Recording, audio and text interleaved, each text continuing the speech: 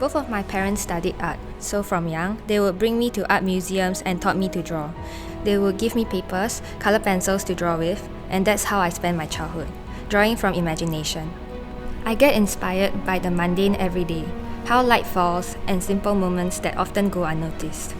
I want to capture those scenes in my art as a reminder for all.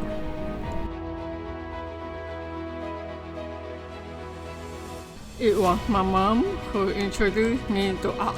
To cope with the challenges and difficulties growing up there, I turned to art for comfort, which gradually grew into passion.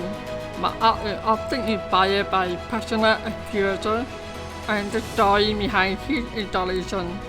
I will describe my art style as strong and childlike, aiming to create an emotional connection with the viewer.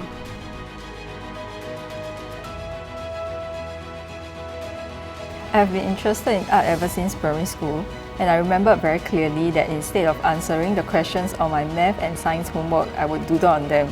So my homework will always be covered in drawings and doodles like flowers, apples, and trees. The closest word that I can think of to describe my art style is whimsical. What makes my artwork unique is that I combine man-made objects with machines with elements from nature such as plants and leaves. I will often use soft pastel colors to create a warm, inviting vibe that contrasts with the traditional cold metallic colors of the machine.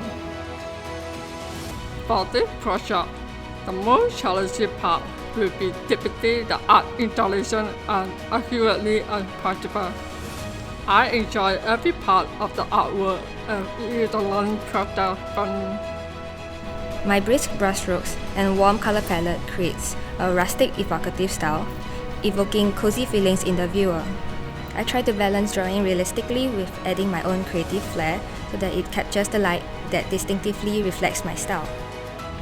My favorite part is filling in the light flares and drawing shafts of sunlight. I usually do it at the end of the illustration as a finishing touch to add depth to the drawing.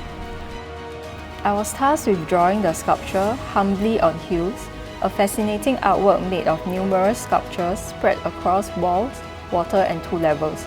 The challenging part was figuring out how to fit as much as possible into one canvas while maintaining accuracy of perspective and positioning. The thumb-milling process was the most enjoyable for me as I got to experiment with different perspectives and compositions. For the wind sculpture, there were many elements in the background, and it was challenging to make the sculpture stand out, so I used more saturated colors for the sculpture as compared to the background.